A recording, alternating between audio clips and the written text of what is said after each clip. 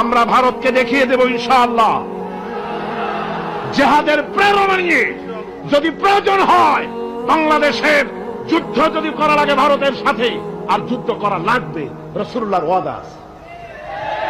কার ওয়াদা? নাসাই শরীফ, ইবনে মাজাহ, এই তার দুটি হাদিসের মধ্যে হযরত আবী হুরায়রা রাদিয়াল্লাহু তাআলা আনহু বর্ণিত হাদিস রয়েছে। বলেছেন দুই শ্রেণীর লোক কিয়ামতের দিন জাহান্নাম থেকে মুক্ত হয়ে যাবে। এক শ্রেণী হচ্ছে যারা ঈসা আলাইহিস সালামের সাথে সাথী হয়ে যারা লড়বে আর শহীদ হবে, কিয়ামতে তারা জান্নাতে যাবে, জাহান্নাম থেকে মুক্ত। আর দ্বিতীয় শ্রেণী ভারতের সঙ্গে একটা যুদ্ধ হবে, রাসূল বলেছেন হিন্দুস্তানের সঙ্গে একটা লড়াই হবে।